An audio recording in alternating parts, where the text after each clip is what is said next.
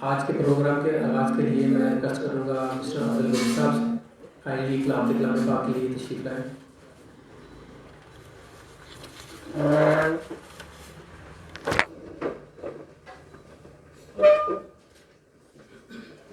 اعوذ باللہ من الشیطان الرجیم بسم اللہ الرحمن الرحیم قل هو اللہ احد اللہ الصمد لم یلد ولم یولد ولم یکن له کفوا احد صدق اللہ العظیم.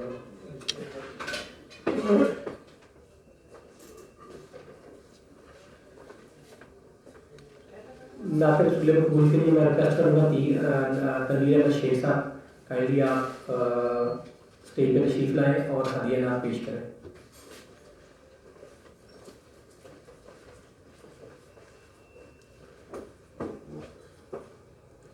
صلی علی نبینا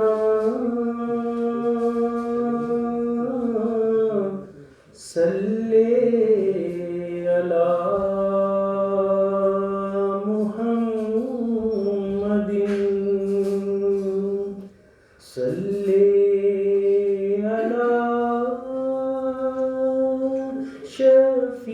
شفیعنا صلی علی محمد.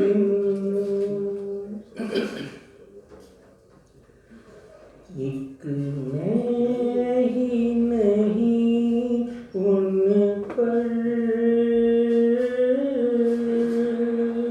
قربان زمانہ ہے. ایک میں ہی نہیں ان پر قربان زمانہ ہے. جو رب دو عالم کا محبوب یگانہ ہے. جو رب دو عالم کا محبوب یگانہ ہے. اور آؤ در زہرا پر پھیلائے ہوئے دامن. آؤ در زہرا پر پھیلائے ہوئے دامن. ہے نسل کریموں کی لجپال گھرانہ ہے. نسل کریموں کی لجپال گھرانہ ہے. ایک میں ہی نہیں ان پر قربان زمانہ ہے. اور کل پل سے ہمیں جس نے خود پار لگانا ہے. کل پل سے ہمیں جس نے خود پار لگانا ہے. زہرا کا وہ بابا ہے حسنین کا نانا ہے. زہرا کا وہ بابا ہے حسنین کا نانا ہے. ایک میں ہی نہیں ان پر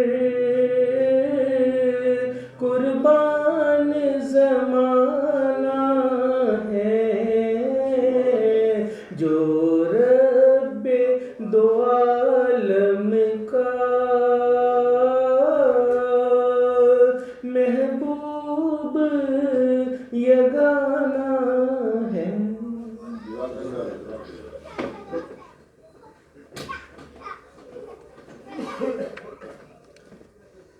زہرا کا بابا ہے، حسنین کا نانا ہے، ایک میں ہی نہیں ان کا قربان زمانہ ہے۔ جی شکریہ تنویر شیخ صاحب۔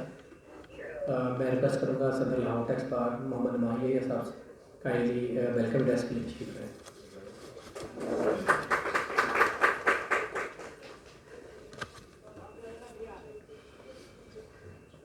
اعوذ باللہ السمیع العلیم من الشیطان الرجیم، بسم اللہ الرحمن الرحیم۔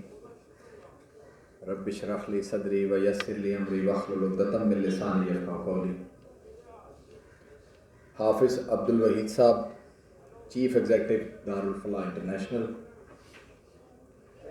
آج کے ہمارے لرنڈ اسپیکر رضوان الرحمان رضی صاحب، سینئر جرنلسٹ، میرے ایگزیکٹو ممبران، کمیٹی ممبران، خواتین و حضرات، السلام علیکم ورحمۃ اللہ وبرکاتہ۔ آج بڑا اہم دن ہے لاہور ٹیکس بار کے لیے کہ یہ اس سکوت ڈھاکہ کے اوپر ہم پروگرام کر رہے ہیں۔ اس پروگرام کے حوالے سے بات کرنے سے پہلے میں اپنے آنریبل اسپیکر صاحب اور آنریبل چیف گیسٹ صاحب اور جو ہمارے ممبران ہیں ان کے لیے، ان کو تو بخوبی علم ہی ہے، میں سر یہ بتانا چاہوں گا کہ لاہور ٹیکس بار جو ہے اس کا 1947 سے یہ مارز وجود میں آئی اور 76واں سال ہے اس کو ماشاءاللہ چلتے ہوئے الحمدللہ۔ اور اس میں جو ہم نے وقت دیکھا اس کے مطابق اس میں الحمدللہ نشیب و فراز آئے اور معاملات چلتے رہے۔ یہاں پہ سر ہر جمعرات کے جمعرات ایک لاہور ٹیکس بار اکیڈمی ہے، اس کی امبریلا میں سر ریگولر لیکچر ہوتے ہیں۔ اس کا آغاز رانا منیر حسین صاحب جو کہ اس وقت موجودہ صدر ہیں پاکستان ٹیکس بار کے، ان کے دور میں شروع ہوا 2002 میں۔ پھر اس کو باقاعدہ جو ہے کوشش کی گئی تو 2004-05 میں شہباز بٹ صاحب نے، اور اس وقت کے چیئرمین تھے محسن ندیم صاحب، وہ لے کے چلے۔ وقت کے ساتھ ساتھ ترامیم ہوتی رہیں، ایڈیشنز ہوتی رہیں، اور پھر ہماری جب بار آئی تو ہم نے بھی کوشش کی، اور عموماً اس جو جمعرات کا لیکچر ہوتا ہے اس کو ہمارے جو مین چیئرمین ہیں ندیم بٹ صاحب وہ کرتے ہیں۔ اور آج 15 دسمبر ہے اور آپ دوستوں کے علم میں ہے کہ آج انکم ٹیکس کی ریٹرن کی آخری تاریخ ہے، جس کی وجہ سے کچھ دوستوں نے اپنی کچھ معذرت کا بھی اظہار کیا، ریٹرن کی لاسٹ ڈیٹ ہے۔ لیکن ایشو ایسا تھا کہ اس کو بھلانا جو ہے نا نہیں چاہیے، اور لاہور ٹیکس بار میں عموماً ٹیکس کے حوالے سے یقیناً لیکچرز ہوتے ہیں اور لوگوں کی بڑی تعداد آتی ہے، تو ہم نے کوشش کی کہ لاہور ٹیکس بار میں جس طرح ایک ریگولر ٹیکس کے لیکچر ہوتے ہیں کچھ اس قسم کے بھی لیکچر کیے جائیں تاکہ لوگوں کو پتہ چلے کہ اصل میں ہمارے ساتھ ہوا کیا، یا ہمیں کیا بتایا جا رہا ہے اور حقیقت میں کیا ہوا۔ تو مقصد صرف یہ تھا جس کے لیے میں نے خاص ریکویسٹ کی رضوان رضی صاحب کو، صحافی ہیں اور تاریخ سے شغف رکھتے ہیں، تاریخ کے آئینے میں سے دیکھ کے ہمیں بتائیں گے ہوا کیا، اور یہ جو ایک معاملہ ہو گیا اب اس کا وے فارورڈ کیا ہے اور ہم نے اس سے کیا سبق سیکھا، کیا ہم نے کوشش کی کہ آئندہ ایسی غلطیاں ہم نہ کریں، کیا ہم نے جو ہمارا ایک آبادی کے لحاظ سے اکثریت تھی جو کہ پاکستان سے علیحدہ ہو گئی، اکثریت نے اقلیت سے علیحدگی اختیار کی، آبادی کے لحاظ سے بات ہو رہی ہے، تو یہ کیا وجوہات بنی، کیا محرکات بنے، آپ دوستوں کو علم بھی بیشتر کو علم ہوگا، لیکن مقصد یہ ہے تاکہ لوگوں کو پتہ چلے، اور لاہور ٹیکس بار کے ہمارے جو آنریبل ممبران ہیں ان کو ہم ایک دعوت فکر دیں، اور مقصد یہ ہے کہ تاکہ لوگوں کو پتہ چلے اور ہم اپنے گھر والوں کو، اہل عیال کو، اپنے معاشرے میں لوگوں کو بتا سکیں کہ یہ ایک سانحہ ہو گیا، ایک انٹرنیشنل بارڈر کی وائلیشن کی گئی، ہمارے گھر میں کوئی بھی مسئلہ ہو جائے کسی کا حق تو نہیں ہے کہ وہ گھر کے اندر گھسے اور گھر میں داخل ہو اور ہمارے معاملات میں ٹانگ اڑائے، ایک انٹرنیشنل باؤنڈری کی وائلیشن ہوئی ہوئی ہے. بارکیف کہنے کو تو بہت سی باتیں. دوسرا آپ نے آنریبل چیف گیسٹ اور اسپیکر صاحب سے ایک اور معلومات میں اضافہ کروں گا. جب یہ پروگرام اکیڈمی کا چلا تو ہم نے اس سال ایڈیشن کی ہے لینڈ مارک ججمنٹس کمیٹی ہم نے ایک بنائی ہے. جب ہمارا یہ پروگرام ہوتا ہے تو اس میں ہماری کوشش ہوتی ہے ایک یا دو ججمنٹ جو کہ ریسنٹ ہوں یا کوئی بھی اہم ججمنٹس ہوں ان کا ہم اپنے آنریبل ممبران کو ہمارے کسی ایک ممبر کو ریکویسٹ کر لیتے ہیں. آج اتفاق سے ہمارے پاس 2 ممبران ہیں. ایک تو کو چیئرمین ہے لینڈ مارک ججمنٹ کمیٹی کے سمیر سعید صاحب وہ ہیں, اور ایک مرزا عتیق صاحب ہیں. 2 ججمنٹ تیار کر کے لائے ہیں اور یہ ججمنٹ ہماری ججمنٹ باکس بنا ہوا ہے, اس میں ہم رکھ دیتے ہیں جس سے لوگ مستفید ہوتے ہیں اور بڑی اہم قسم کی ججمنٹ ہوتی ہیں. کوئی بھی ایک پوائنٹ پہ اگر آپ کو ججمنٹ مل جائے تو آپ کو یقینی طور پہ وہ آپ کے کیس میں ہیلپ کرتی ہے. اور اس کا مقصد یہ تھا ہمارے اس کا تاکہ اپنے ممبران کو میکسیمم جو ہے نا ہم کوشش کریں کہ یہ زیادہ سے زیادہ بہتر طریقے سے اکوپڈ ہوں. آپ کے ٹیکس کے حوالے سے جو اس اکیڈمی کا یہ جمعرات کی ہمارے لیکچر ہے اس کا مقصد تھا, اور یہ ہم نے ایک کوشش کی ہے, کاوش کی ہے تاکہ ہم دوستوں کو بتائیں سقوط ڈھاکہ کے حوالے سے کہ ہمارے ساتھ کیا ہوا اور جو ہمارے سے اکثریت علیحدہ ہوئی تھی اس وقت اس کی کیا حالات ہیں اور ہم کس جگہ پہ کھڑے ہیں, دنیا کہاں پہ چلی گئی. ہمارا ابھی بیسک مسائل ہی ہمارے انفارچونیٹلی حل ہو نہیں پا رہے. لوگوں نے ترقی کر لی, اقوام نے ترقی کر لی, کیا ہم قوم بھی بنے ابھی تک ہجوم ہی ہیں, اور جس کی وجہ سے ہمارے یہ حالات ہیں. ہمیں IMF کی طرف جانا پڑتا ہے. سیاست کیا ہے, کیسے ہے, کس طرح چل رہی ہے, کون چلا رہا ہے, ان چیزوں کو بھی دیکھنا بہت ضروری ہے. اور باقی ممالک میں اور خاص طور پہ جس کو ہمارا ڈھاکہ کہتے ہیں, اس بنگلہ دیش نے کیسے جو ہے ترقی کی ہے. بنگلہ دیش میں کیا ایسی بات ہوئی کہ وہ آج GDP میں ہمارا سے آگے نکل رہا ہے, اور جو ہم سے علیحدہ ہو کے آگے نکل رہا ہے جو کہ جیسے کہ آپ کے دوستوں کے علم میں ہے. تو ہماری کیا غلطیاں ہیں, ہم ان سے کب بھی ان سے جو ہے نا سیکھیں گے. اس کے ساتھ ساتھ ایک اور گزارش کرنی تھی کہ لوگوں کی اصلاح کے لیے, لوگوں کی معلومات کے لیے صدر سیکرٹری صاحب بھی اس کے بارے میں بتا دیں گے کہ ایک نعمان افتخار خواجہ صاحب ہیں, وہ اپنا ایک ان کی طرف سے بھی ایک آفر آئی تھی کہ وہ تاکہ دوستوں کو پتہ چل جائے, سیٹرڈے کے سیٹرڈے ہر مہینے کی ایک سیٹرڈے جو 17 کو بھی آ رہی ہے اس میں بھی انہوں نے ایک پروگرام رکھا ہوا ہے. جو دوست اس میں کورس کرنا چاہیں وہ بھی کر سکتے ہیں. باقی مین معلومات یہ دے دیں گے. آپ دوستوں ایک دفعہ پھر بہت شکریہ. اسپیکر صاحب آپ کا شکریہ, اور رضوان عزیز صاحب آپ ہماری ریکویسٹ پہ تشریف لائے, بہت شکر گزار ہیں. پروگرام لیٹ ہو گیا ہے, آپ کی مصروفیت ہوتی ہے, مجھے اس بات کا اندازہ ہے. ہمارے جو آج کے گیسٹ آف آنر ہیں, انفارچونیٹلی ان کے کچھ گیسٹ آگے لاہور سے باہر سے, وہ تھوڑا سا لیٹ ہیں, وہ انشاءاللہ ہمیں جوائن کریں گے. ایک دفعہ پھر آپ دوستوں کا بہت شکریہ.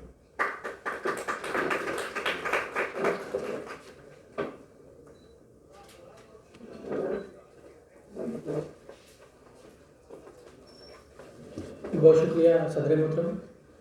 صدر محترم, جیسا کہ آپ نے بتایا کہ لاہور بار ایسوسیشن ینگسٹر کے لیے کام کر رہی ہے, ان کو ایجوکیٹ کر رہی ہے, اور ایک اسکل ڈیولپمنٹ کا جو پروگرام ہے ہر تھرسڈے کے تھرسڈے ہوتا ہے. اس میں بالکل ہماری جو ججمنٹ کمیٹی ہے لاہور ٹیکس بار ایسوسیشن کی, اس کے کو چیئرمین جناب سمیر سعید صاحب ہیں, اور انہوں نے ججمنٹ تیار کی ہے جو ہمارے پاس اس کے بعد انشاءاللہ یہاں باکس میں اویلیبل ہوئے گی. جس دوست کو چاہیے ہوگی تو انشاءاللہ وہ ان کو مل جائے گی. میں ریکویسٹ کروں گا جناب سمیر سعید صاحب سے کائنڈلی تشریف لائیں, اور جو آپ کے پاس ججمنٹ ہے ٹیکس کے حوالے سے اس کو ڈسکس کریں.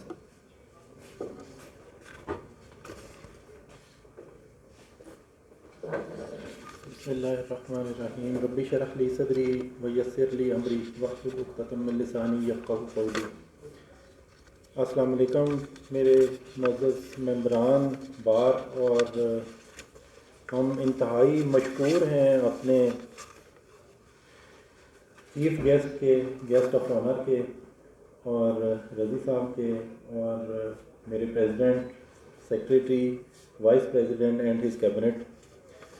وہ ایز یوزول ہر ہفتے تو یہ کام چلتا تھا. میں نے آج ان سے یہ درخواست کی تھی کہ ٹاپک تو ہے سقوط ڈھاکہ کا, اور ہمارا دل جو ہے وہ بڑا زخمی ہے اس کے لیے. تو یہ چونکہ ٹیکس کی بات ہے اور یہ روٹین میں چلتی ہے, لیکن یہ کہ میرے صدر کا حکم تھا کہ یہ جو لوگوں کو گائیڈنس دینے والا کام ہے یہ کسی سٹیج پہ رکنا نہیں چاہیے ہے. تو یہ بہت نیسیسری پارٹ ہے اس کا.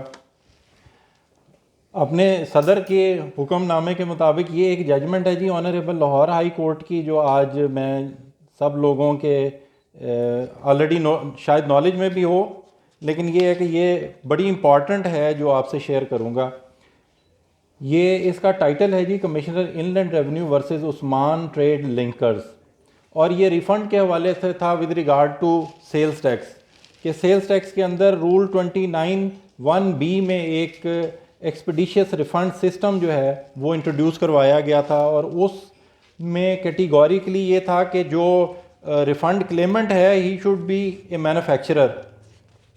اب یہ اس کیس کے اندر جو ہے جو ایکسپورٹر تھا وہ لینڈ اس نے رینٹ پہ لی ہوئی تھی, اپنی مشینری وہاں پر انسٹال کر کے وہ کوئی فوڈ اور بیکری آئٹمز بناتا تھا جو ایکسپورٹ ہوتے تھے, اور he claimed the refund under the specific role.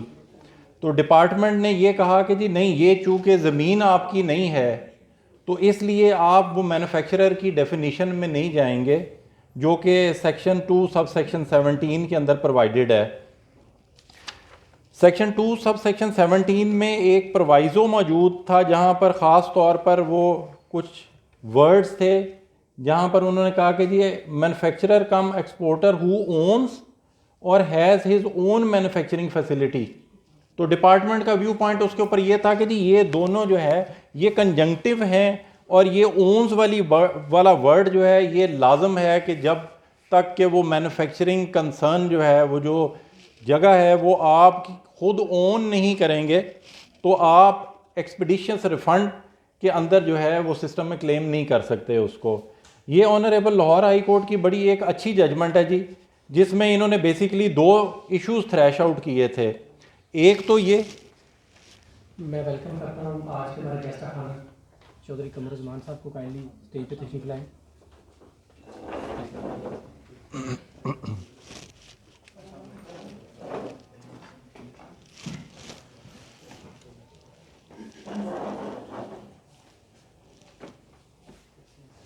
السلام علیکم صدر عزیز وقار. اچھا سر, یہ ہم بات چل رہی تھی جی سیکشن 2 سب سیکشن 17 میں جہاں مینوفیکچرر اور پروڈیوسر کی ڈیفینیشن اویلیبل تھی, اور اس پرووائزوں میں خصوصی طور پر انہوں نے یہ کہا کہ جی مینوفیکچرر کم ایکسپورٹر ہو اونز اور has his own manufacturing facility, صرف اس صورت میں آپ کو جو ایکسپیڈیشیس ریفنڈ سسٹم ہے اس کے اندر جو ہے وہ الاؤ کیا جائے گا کہ آپ ریفنڈ کلیم کر لیں, پروسیس کروا لیں اپنا ریفنڈ. اس کے اوپر ہائی کورٹ نے کافی ساری سپریم کورٹ کی ججمنٹس بھی ہیں, باقیوں کے اوپر بھی ریلائی کرتے ہوئے انہوں نے جو ورڈ اور ہے اس کو اور اینڈ کو وہ ایلیبوریٹ کیا ہے کہ جی اور کا ورڈ جہاں پر آئے گا آبویسلی وہ that has to be read in disjunctive, اور اس کا مطلب یہ ہے کہ یہ اونز کے اندر اس کو ضروری نہیں ہے کہ وہ اس کے اپنے نام پر ہو, اس کی اپنی زمین ہو تو پھر ہی وہ انٹائٹلڈ ہوگا, بلکہ اونز کو انہوں نے کہا ہے کہ جی یہ تو بڑی ایک ایگزاسٹیو قسم کی ایلیبریشن ہے اس کی کہ جہاں پر وہ رینٹ پہ لے رہا ہے یا جس طریقے سے مرضی, but he should be in position by that time کہ جی وہ خود اس کے اوپر جو ہے وہ آپریٹ کر رہا ہے, کیونکہ ڈپارٹمنٹ نے اس کے اندر یہ بھی ایک سٹینس لیا تھا کہ جو کمرشل ایکسپورٹر ہے اس کی ڈیفینیشن جو ہے وہ اس کے اندر کمرشل ایکسپورٹر کی ڈیفینیشن میں فال کرے گا اور اس کو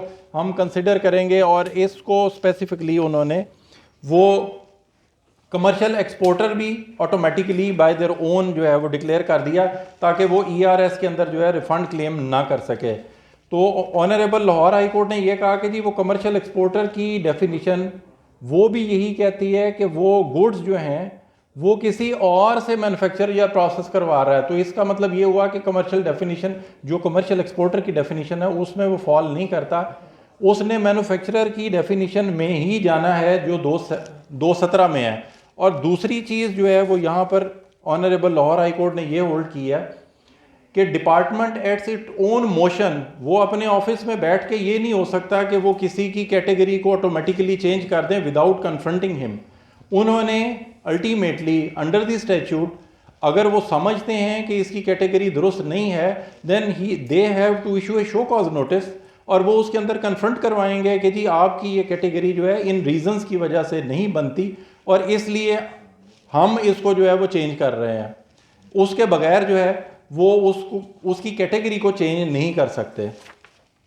یہ ججمنٹ ہے جی آج کی, اور یہ اوبیسلی باکس میں اویلیبل ہوگی, اور میرا خیال ہے کہ یہ ایک بڑی اچھی ججمنٹ تھی جو میں نے محسوس کیا کہ سب کے ساتھ شیئر کی جانی چاہیے, کیونکہ اس کے اندر ریفنڈ پروسیس جو ہے وہ ایکسپیڈیشیس ہو جاتا ہے اور لوگوں کو بہت فیسلٹی ملتی ہے اس کی.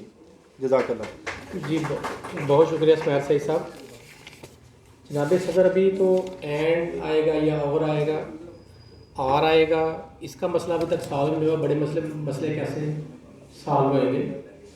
ابھی ہمیں جوائن کیا ہے جناب منور مرزا صاحب, former executive member Lahore tax bar association. میں ان کو ویلکم کرتا ہوں. عبدالرئیس صاحب former general secretary Lahore tax bar association. Ali Imran Shahid صاحب سول سوسائٹی سے تشریف لائے, ہم ان کو ویلکم کرتے ہیں. ابھی جیسے کہ پہلے ذکر کیا کہ آج دو دوستوں نے ججمنٹس ٹیکس کے اوپر تیار کیے ہیں, اور اس میں سے ایک اسماعیل سعید صاحب اور دوسرے عتیق الرحمان مرزا صاحب executive member Lahore tax bar association. میں ریکویسٹ کرتا ہوں عتیق الرحمان مرزا صاحب سے کائنڈلی آپ اسٹیج پہ تشریف لائیں اور آپ کا جو ججمنٹ ہے وہ دوستوں سے ڈسکس کریں, اس کو شیئر کریں.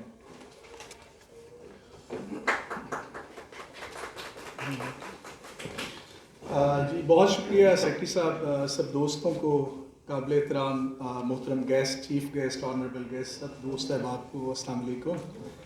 آج کی یہ ججمنٹ جو ہے یہ ٹیکس سے ریلیٹڈ ہے, اور یہ ججمنٹ پڑھتے پڑھتے اتفاق ایسا ہے, حسن اتفاق ایسا ہے کہ اس کے آتھر ہمارے سابقہ استاد سید منصور علی شاہ صاحب ہیں, جو کہ الحمدللہ سیلز ٹیکس, انکم ٹیکس کے اوپر ایک گرپ رکھتے تھے. وہ اس ججمنٹ کے آتھر ہیں, اور اس ججمنٹ کو بیس انہوں نے بنایا انڈین جورسپروڈنس کے اوپر. یعنی انڈین اس ججمنٹ کی جو سائٹیشن ہے 2022 SCMR 1787 ہے. اس میں ایشو بڑا ایک کامن ایشو ہوتا ہے. ہم چونکہ ٹیکس پریکٹیشنرز ہیں اور اکثر ہمارے ساتھ یہ ہوتا ہے بعض اوقات کسی وجہ سے اگر کسی کیس کی ہیئرنگ میں ہم لوگ اپیئر نہیں ہو پاتے ٹریبونل میں, کمشنر اپیل کے پاس, تو وہ بجائے اس کے کہ کیس کے میرٹ کو ڈسکس کرے وہ ڈسمس ان ڈیفالٹ کر کے تو کیس کو ختم کر دیتے ہیں. مین وائی income tax appellate tribunal rules کے اندر گنجائش تو ہے کہ آپ ودن 30 days اپنی اپلیکیشن دیں, وہ ریسٹور ہو, دین وہ پروسیس چلے.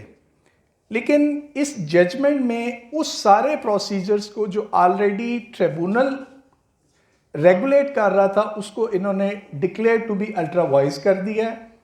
اس ججمنٹ کے اندر section 132 sub section 2 of the income tax ordinance ہے جو ٹریبونل کو امپاور کرتا ہے کہ آپ کیس ڈیسائیڈ کریں, اور اس کے ساتھ ایک رول ہے, رول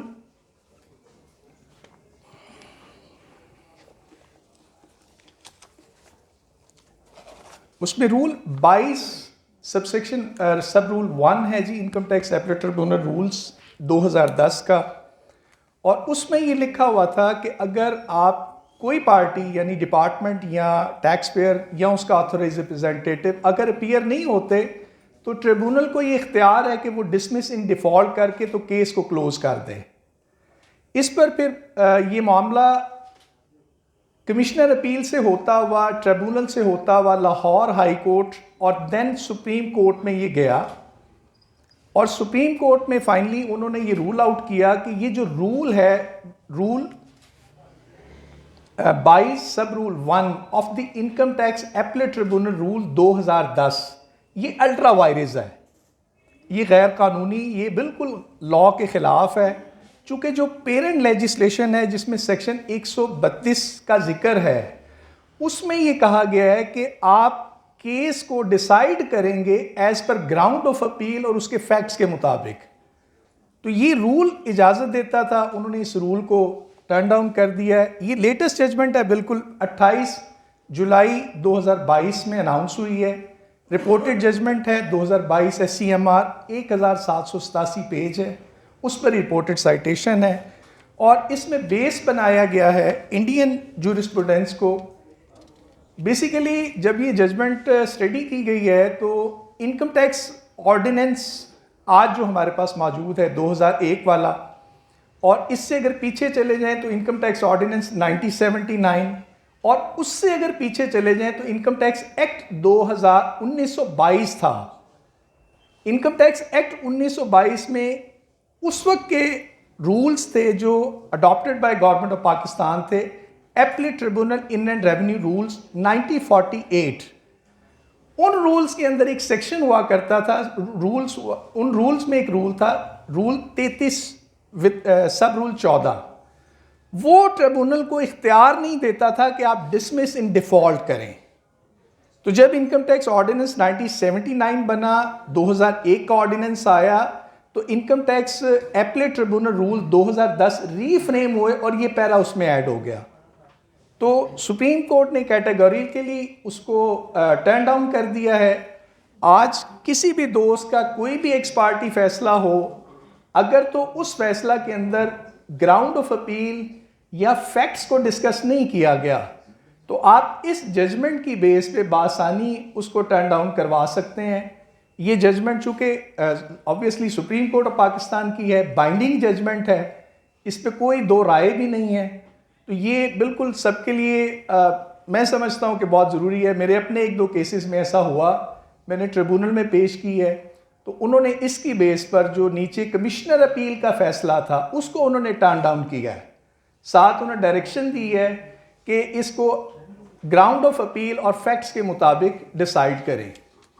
تو یہ ججمنٹ ہے. اس میں پرانا جو ریفرنس ہے انکم ٹیکس ایکٹ 1922 کا, اس میں Indian supreme court, Indian high court کی دو ججمنٹ ہیں. سیم ایشو تھا, انڈین ہائی کورٹ مدراس نے اس ایشو کو ٹیک اپ کیا. انہوں نے کہا کہ جو ٹریبونل انڈیا میں اس وقت جتنے بھی ٹریبونلز ہیں, آپ سب مطلب پروفیشنلز ہیں, ڈفرینٹ لیجسلیشن میں آپ کو پتہ ہے کہ ٹریبونلز ہیں, جیسے انکم ٹیکس ایپلیٹ ٹریبونل ہے, بینکنگ ٹریبونل ہے, کسٹم کے ٹریبونلز ہیں, ڈرگ کورٹس کے ٹریبونلز ہیں. تو ویریس ٹریبونلز ہمارے اس ملک میں ایز اٹ از موجود ہیں. تو میری ناقص رائے کے مطابق یہ صرف انکم ٹیکس ایپلیٹ ٹریبونل کے لیے کافی نہیں ہے, بلکہ یہ آل اوور پاکستان جہاں بھی ٹریبونل سٹیج پر اگر یہ معاملہ ہوتا ہے تو یہ اس کے لیے مفید ہوگی انشاءاللہ. یہ ججمنٹ موجود ہے اور کسی دوست کو چاہیے ہمارے اس باکس سے وہ لے سکتا ہے. بہت شکریہ صدر محترم, دوستوں کا بہت شکریہ. اللہ یہ اتار دیجیے گا.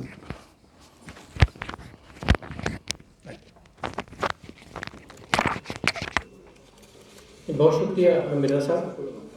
یہ تھی ہماری اپنا judgement committee Lahore tax bar association. دونوں جو ججمنٹس ہیں ہماری وہ لاہور ٹیکس بار ایسوسیشن کے جو ججمنٹ باکس ہے اس میں موجود ہوئے گی, اور جس دوست کو بھی چاہیے ہوگی وہ اس کو آن ڈیمانڈ ڈلیور کر دی جائے گی. ایک اناؤنسمنٹ ہے ہماری LTBA professional skill development committee in collaboration with soft tax ایک ورکشاپ کرنے جا رہی ہے 17/12/2022 کو, جس کے وہ سافٹ ٹیکس جس کے CEO نعمان افتخار خواجہ صاحب ہیں. وہ ورکشاپ صبح 10 بجے سے لے کر دوپہر 1 بجے تک ہوئے گی, اور اس کا جو ٹاپک ہوئے گا وہ withholding taxes and e filing of withholding statements کے اوپر ہوگا. جو بھی دوست اس میں پارٹیسپیٹ کرنا چاہے وہ یہاں پہ ہمارے اپنا ایڈمن آفیسر ہے نشان, اس کے پاس اپنی رجسٹریشن کروا دیں. راؤنڈ بوٹ تعداد تقریباً پوری ہونے والی ہے. مجھے امید ہے کہ آج وہ ساری تعداد پوری ہو جائے گی جتنے ریکوائرڈ 25 کے راؤنڈ بوٹ جو پارٹیسپینٹ ہیں اس میں ان کی گنجائش ہے. تو جو بھی دوست رجسٹریشن کرانا چاہے میں وہ اس کو نشاط صاحب سے رابطہ کر کے تو وہ رجسٹریشن کروا سکتے ہیں. میں ریکویسٹ کروں گا ہمارے جناب جنرل سیکرٹری سعد سعید بوترا صاحب کائنڈلی اسٹیج پہ تشریف لائیں. بلا تاخیر میں ریکویسٹ کروں گا جناب ہمارے آج کے اسپیکر سینئر جرنلسٹ رضوان الرحمان رضی صاحب کائنڈلی تشریف لائیں.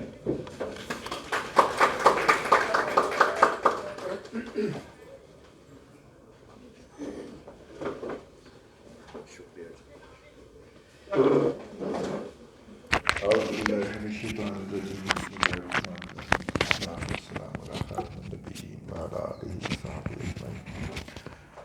خواتین و حضرات، آج کا موضوع بڑا حساس ہے اور ہم نے اسے زیادہ حساس بنا دیا ہے۔ ایک واقعہ ہے، ثانیہ ہے، بہت بڑی ٹریجڈی ہے، وہ ہو گئی تو انسان ہوتا ہے نا جو وہ اپنے غلطیوں سے سیکھتا ہے اور پھر انہیں نہ کرنے کا، دوبارہ دہرانے کا عہد لے کے آگے چلتا ہے، لیکن نہ دہرانے کے عہد سے پہلے وہ ان غلطیوں کی اسیسمنٹ ضرور کرتا ہے۔ ثانیہ مشرقی پاکستان جو ہے، انگریزی میں اس کو ڈھاکہ فال بھی کہا جاتا ہے۔ اذان کے لیے روکی۔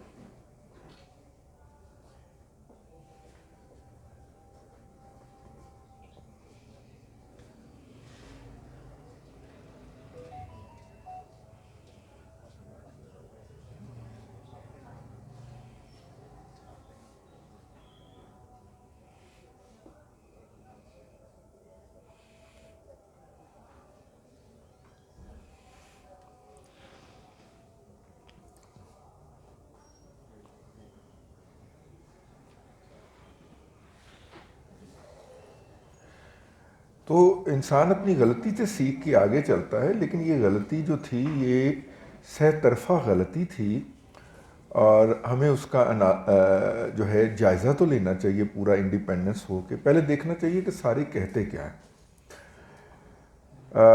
مغربی پاکستان کے لوگ یہ کہتے تھے کہ مشرقی پاکستان کے اندر کچھ شرپسند لوگ ہیں جو کہ وفاق کے اوپر حملہ آور ہیں اور ہمیں انہیں روکنا ہے، اس لیے ہم نے وہاں پہ فوج بھیجی ہے، ہم اپنی فوج کے ساتھ مل کے کھڑے ہیں۔ اے اونچی آواز ہے۔ ہاں چلیے، ایک ہی ہے، مسنون ہے طریقہ کہ ایک آپ نے اذان سن لی ہے تو اس کے بعد آپ کنٹینیو کر سکتے ہیں، کم از کم ہم نے بزرگوں سے یہی سنا۔ جی آپ کی اجازت سے ہوں میرا ببال تھوڑے سر جی۔ اچھا، تو وہ جو تھا، ایک ہم کہتے ہیں، ہمارا جو نقطہ نظر ہے جو ہمیں پڑھایا گیا، جو ہم سمجھتے ہیں کہ مشرقی پاکستان، مغربی پاکستان سے کچھ لوگ جو تھے وہ ناراض تھے اور انہوں نے پاکستان کے وجود سالمیت کے خلاف جو تھا وہ پہلے وہاں پہ سسٹم کو کرپل کیا اور پھر انہوں نے ہتھیار اٹھا لیے۔ یہ ہمارا مختصر سا نقطہ نظر ہے، اور ہماری فوج جو ہے ان شرپسندوں کو اسی طرح کچلنے گئی تھی جس طرح آج کل پاکستان کے مختلف علاقوں میں گئی ہوئی، اور ہم اس کو بڑا سیلیبریٹ بھی کرتے تھے، آج بھی کرتے ہیں، بوسٹ بھی کرتے تھے، اس کا حوصلہ بڑھاتے تھے، ترانے چھرانے گاتے تھے، آرٹیکل لکھتے تھے، ان کی خلاف میں کوئی خبر نہیں چھپنے دیتے تھے اور ان کی حمایت کے اندر خبریں چھاپتے تھے۔ مشرقی پاکستان کے لوگوں کا نقطہ نظر بھی جان لیا جائے۔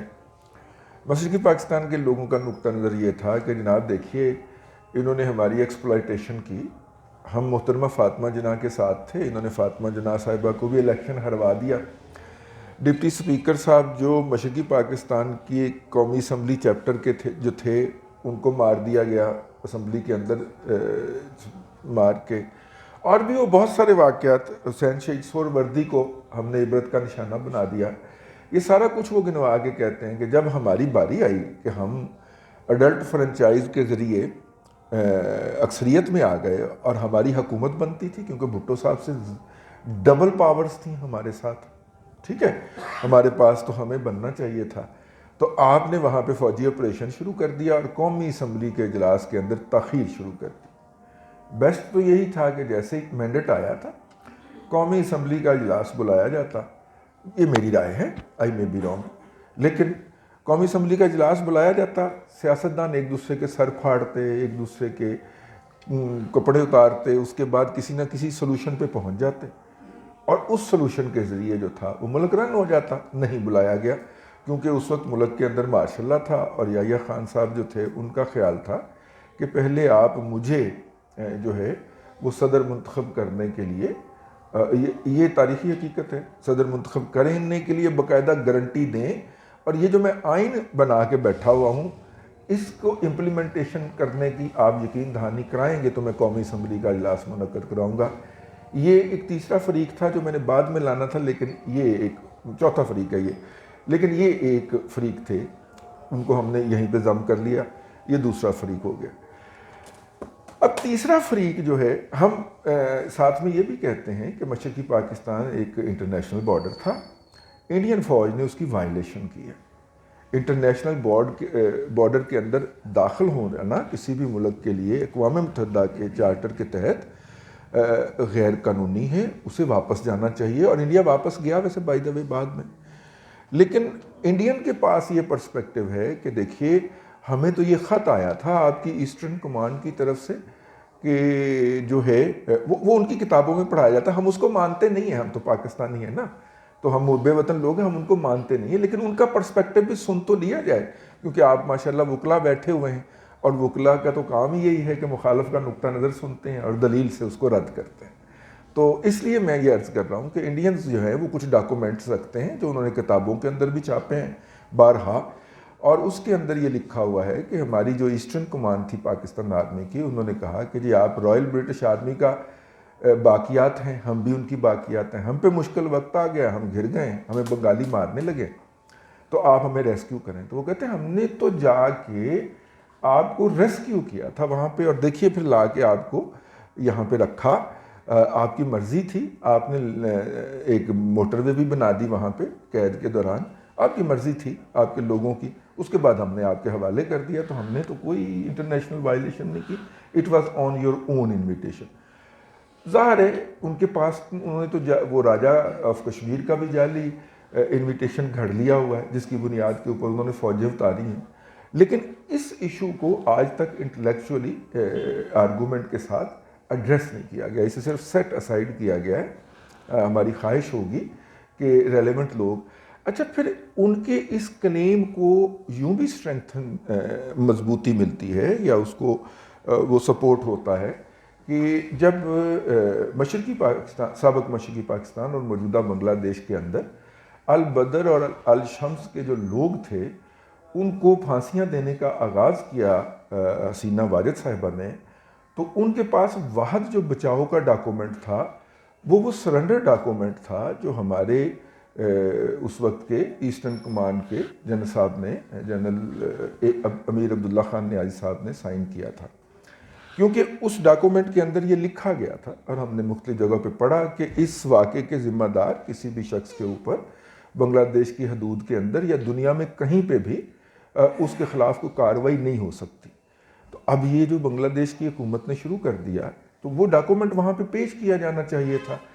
اب ایک اس کی کاپی تو تھی انڈینز کے پاس اور ایک کاپی تھی ہمارے پاس، تو بنگلہ دیش کے جو وہاں کی جو جماعت اسلامی تھی اس کے وکلا آئے یہاں پہ، اور انہوں نے کہا کہ سر آپ کے پاس ڈاکومنٹ ہے، آپ ہمیں عنایت فرما دیجئے، ہمارے لوگ وہاں پہ پھانسی لگ رہے ہیں ایک ایک کر کے تو وہ بچ جائیں گے۔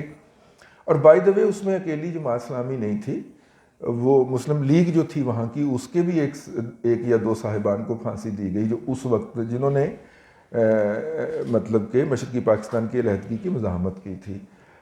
تو اب پتہ نہیں، ہماری جو لاء منسٹری کہتی ہے جی ہمارے پاس اس طرح کا کوئی ڈاکومنٹ ایگزسٹ ہی نہیں کرتا۔ 79 میں جب پہلا مارشل لا لگا ہے مشرقی پاکستان کے فال کے بعد، اس وقت تک تو تھا ریکارڈ میں، اس کے بعد پھر غائب ہو گیا ہے اور اس کے بعد ہمیں نہیں ملا. اور یہی جو ہے ہمارے جی ایچ کیو نے بھی ان کو کہا کہ جی ہمارے پاس تو وہ ایگزسٹ نہیں کرتا کہیں پہ بھی.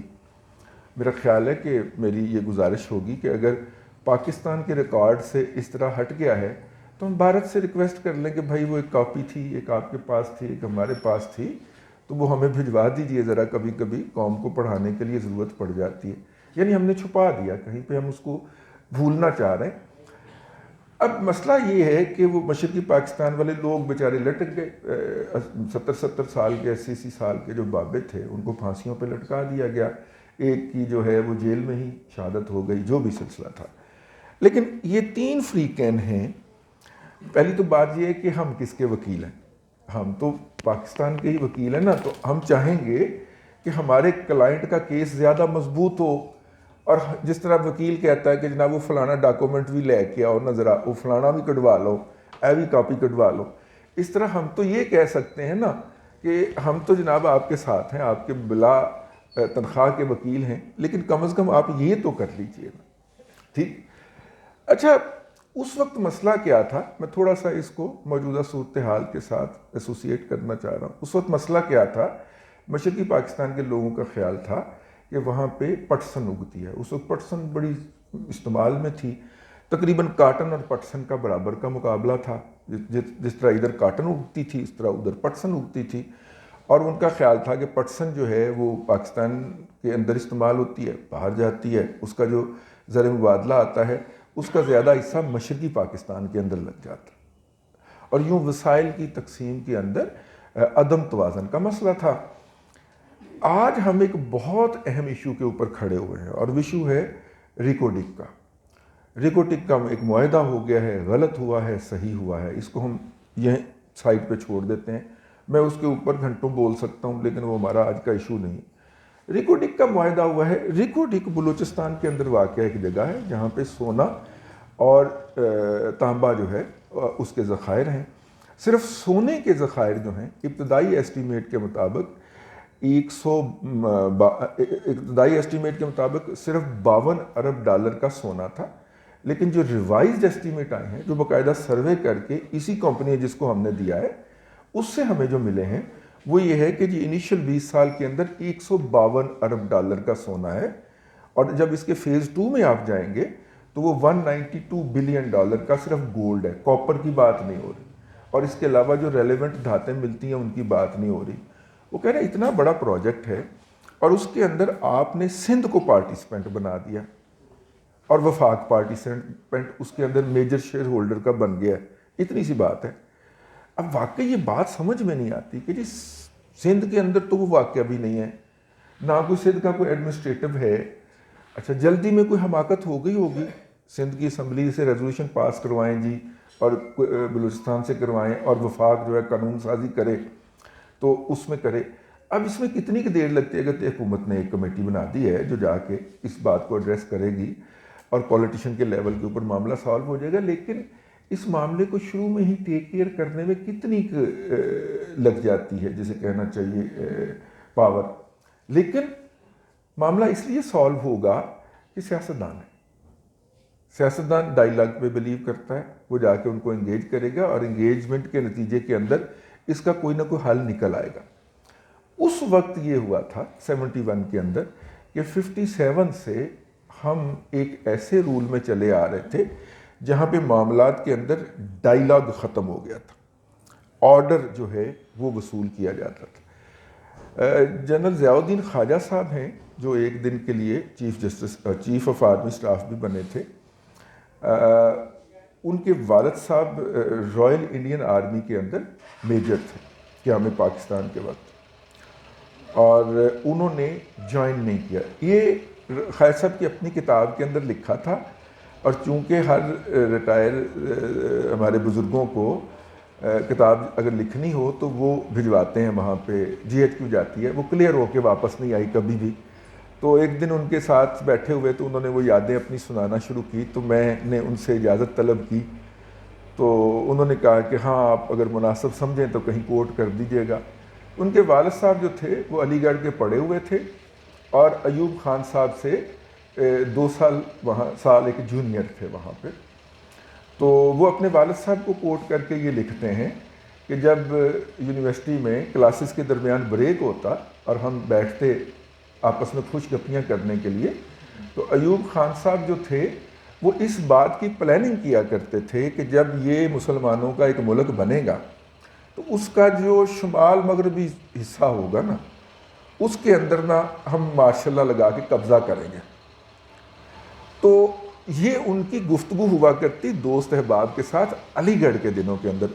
اور علی گڑھ کے دنوں کے اندر علی گڑھ میں وہ کوٹے پہ آئے ہوئے تھے کیونکہ ان کے والد صاحب کی انگریز بہادر کے لیے بڑی خدمات تھیں. تو انگریز صاحب نے اپنے جو بھی ان کے اورل تھے ان کے بچوں کو پروموٹ کرنے کے لیے وہاں پہ لایا. اب مسئلہ وہ خواجہ ضیاء الدین صاحب ہی فرماتے ہیں کہ ان کے والد صاحب نے قیام پاکستان کے بعد جوائن نہیں کیا سروسز کو. حالانکہ اگر وہ جوائن کرتے تو اگر اس وقت افسروں کی جتنی کمی تھی تو انہیں مطلب کہ میجر سے میجر جنرل تک تو بننے میں کوئی مسئلہ نہیں ہونا چاہیے تھا. اور پھر ان کا جب کلاس فیلو بعد میں ایوب خان بنا تو پھر یہ تو بات واضح ہو گئی, لیکن انہوں نے جوائن نہیں کیا. تو وہ خواجہ صاحب فرماتے ہیں کہ میں نے اپنے والد صاحب سے پوچھا کہ آپ نے کیوں نہیں جوائن کیا, تو انہوں نے کہا کہ جو ان کے ڈیزائن ہیں, جو ان کے مقاصد ہیں, مجھے اس سے اتفاق نہیں ہے. اور میرا خیال ہے کہ اس طرح کے الٹیریئر موٹو کی موجودگی کے اندر پاکستان اکٹھا نہیں رہ سکے گا جس طرح کے ڈیزائن انہوں نے رکھے ہوئے ہیں. خواجہ صاحب کے والد صاحب جو تھے وہ 71 دیکھنے سے پہلے اس دنیا سے چلے گئے, لیکن انہوں نے اپنی یادداشتیں اس کے اندر کی ہیں. اور بہت دلچسپ کتاب ہے, انہوں نے اس کا مصدع بھی مجھے پڑھوایا تھا کریکشن کے لیے, تو اس لیے مجھے وہ ہے. بہت کچھ یہ ظاہر کرتا ہے. دیکھیے یہ جو پورا واقعہ ہے اس کے اندر ہم نے تمام فریقین کا جائزہ لے لیا ہے, لیکن اس کے اندر سب سے جو اچھی بات ہے, جو اگر ہم آبجیکٹو ہو کے سوچیں تو سب سے پہلے ہمیں اس کی آغاز جو ہے وہ اپنی ذات سے کرنا چاہیے. کیا جو مشرقی پاکستان کی علیحدگی کے وقت شکوے تھے, کیا وہ شکوے آج بھی موجود ہیں؟ کیا ہمارے جو اعمال یا بدعمالیاں تھیں اس وقت, کیا آج بھی کہیں ان کے اندر تو مصروف نہیں ہے کسی اور شکل کے اندر؟ میں نے ابھی بلوچستان کی مثال پیش کی ہے. کیا اس وقت جو ہمارے مغربی بارڈر کے اوپر جو حرکتیں ہو رہی تھیں, آپ اگر اس وقت کے اخبارات پڑھیں اور جو کابل کے اندر جو حکومت تھی وہ جیسی باتیں کیا کرتی تھی, کیا آج طالبان کی حکومت ہونے کے باوجود بھی کیا پاکستان کے بارے میں وہ باتیں نہیں ہو رہی؟ آپ کو بہت ساری سملیرٹیز نظر آئیں گی. واحد جو اس کے اندر رے آف ہوپ نظر آتی ہے اور مجھے نظر آتی ہے وہ یہ ہے کہ اس وقت ایک یونیلیٹرل گورنمنٹ تھی, ماشاء اللہ کا دور تھا. اب بری ہے, پیڑی ہے, چنگی ہے, آپس میں لڑ رہے ہیں, ایک دوسرے کو گرانے کی کوشش کر رہے ہیں, لیکن جمہوریت موجود ہے جس کے اندر صرف ایک فریق کے علاوہ باقی سارے ڈائیلاگ کے اوپر بلیو رکھتے ہیں. اور جب ڈائیلاگ ہوگا تو کوئی نہ کوئی حل نکل آئے گا. مشرقی پاکستان کے سانحے کا واحد لیسن یہ ہے کہ دوستوں کے ساتھ اور دشمنوں کے ساتھ کبھی بھی مکالمہ یا ڈائیلاگ ختم نہیں کرنا چاہیے, ختم نہیں ہونے دینا چاہیے. آپ لوگوں کا بہت شکریہ, آپ نے مجھے برداشت کیا. اللہ آپ کو آسانیاں عطا کرے اور آسانیاں خلق خدا میں تقسیم کرے.